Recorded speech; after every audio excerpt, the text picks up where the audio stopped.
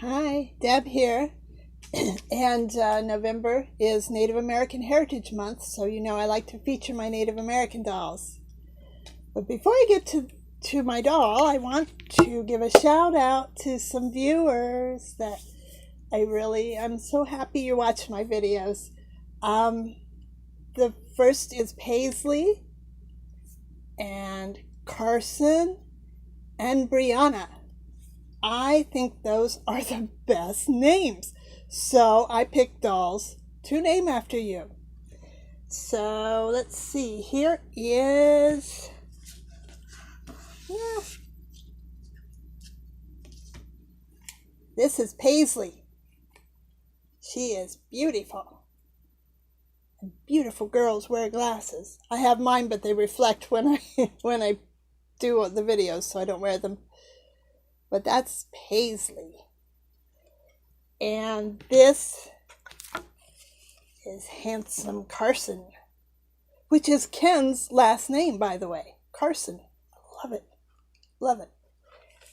And okay, better look. There's Paisley and there's Carson. And Brianna. She has long dark hair like me. This is Brianna. So thank you, Brianna, Paisley, and Carson.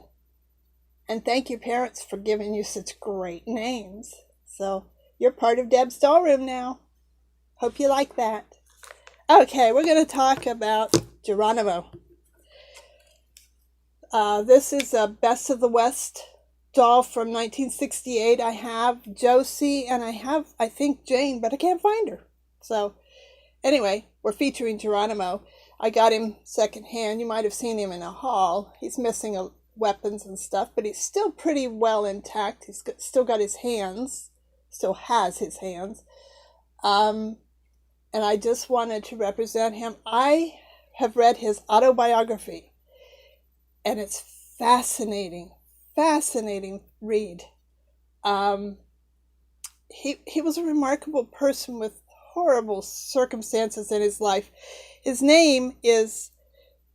given name was, I'm going to try to pronounce it, Wai O'un.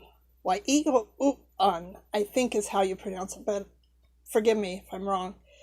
He got the name Geronimo. I'll explain that in a minute. But he was born in 1829, and I can't find where he was born, but it was in Mexico at the time, and now it's the Arizona-Mexico border. Let's see.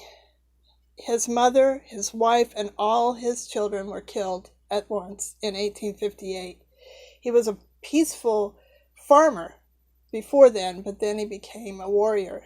And let's see, he was captured so many times by the Americans, I think, and the Mexicans. And he was sent off to a reservation, and each time he left the reservation and took people with him, and he became a warrior, fighting for his people and his way of life.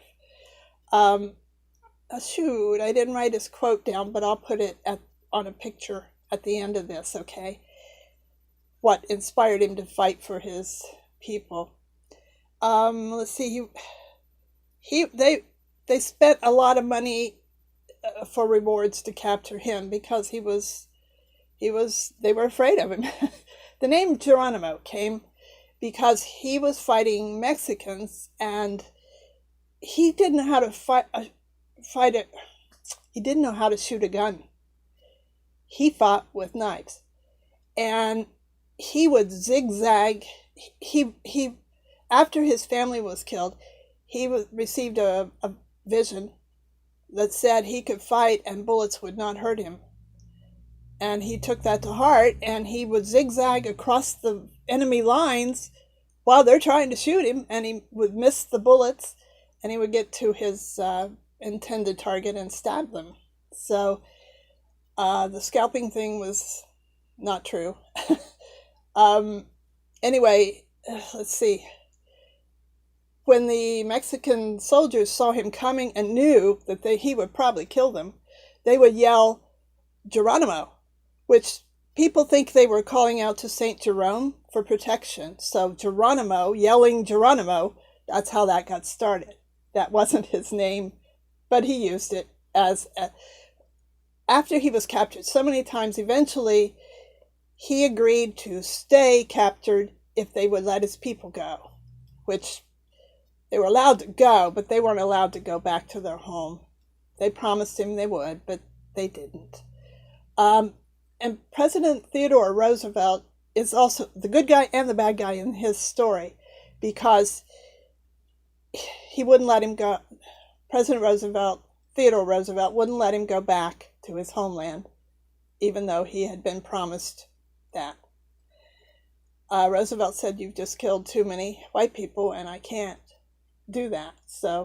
But he wanted to tell his story before he died. He could write his signature. He sold photographs of himself and handiwork and stuff and made quite a bit of money. A lot of it the government took, but he got to keep a lot of it too. Anyway, he learned to sign his name, but otherwise he couldn't read and write, so he had to dictate his biography to someone else. And then the Army did not want that biography published because it didn't show them in a very good light. Theodore Roosevelt stepped in and said, yeah, he gets to tell his story the way he wants to tell it. So Theodore Roosevelt was a good guy and a bad guy in his story. But politics, if he was seen, well, I'm not going to justify it. No, you should have let him go home. Okay, let's see. Is there anything else I wanted to tell you? Boy, he was uncanny, amazing how he could escape and fight. And he said, although I am old, I like to work and help my people as much as I am able. He was a medicine man. He was not a chief. A lot of people think he was, but he wasn't. And then he died a tragic death, because when he was remarried and had children, but he released them so they could go back to what was Mexico then and be free. He released them, so he was all alone. And he started drinking, and he fell off his horse and fell in a creek. And they found him the next morning. He was still alive, but he had pneumonia from that, and he died. So it was a tragic way for this man to die, but it's quite a story. And this is a pretty good likeness, too. I don't have a picture of him, but there's tons of pictures of Geronimo out there on the internet. And he made money off of those photos too. Bless his heart. That's my story of Geronimo. And he was quite a warrior and quite a survivor. So I hope you like, comment, subscribe, follow me on Instagram. And once again, thank you. Let's show their pictures again. I mean, their dolls again. Paisley, Carson, and Brianna. Thanks again. And I hope you all have a great day. So follow me on Instagram. Okay, toodles.